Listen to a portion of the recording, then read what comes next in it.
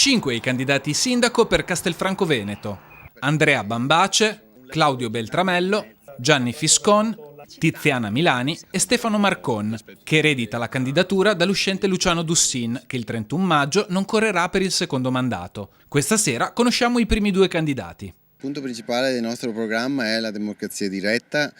e quindi portare i cittadini al centro delle istituzioni. Cosa che faremo per prima è inserire nello statuto comunale il referendum propositivo senza quorum, quindi dare la possibilità ai cittadini di partecipare, essere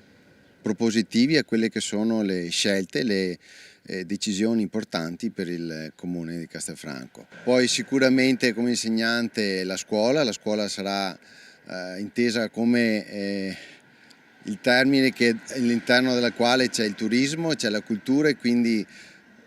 particolare attenzione agli istituti di Castelfranco, capannoni e le immobili già presenti sul territorio, quindi non andare a sfruttare nuovamente il territorio ma andare ad efficientare quelli che sono gli stabili già esistenti. Sono nato e cresciuto a Castelfranco 46 anni fa. Sono laureato in medicina e per mestiere mi occupo di organizzazione e gestione dei servizi sanitari, mi definisco un medical manager. Noi abbiamo fatto un lavoro di 1 anno e mezzo per costruire il nostro programma attraverso 15 gruppi di lavoro tematici ai quali hanno partecipato più di 100 persone e poi questi gruppi si sono confrontati con i cittadini nel tour di ascolto che abbiamo fatto in tutti i quartieri e le frazioni. Il nostro punto di partenza è il lavoro e lo sviluppo economico, a cui si associa tutto un rilancio della città, il turismo,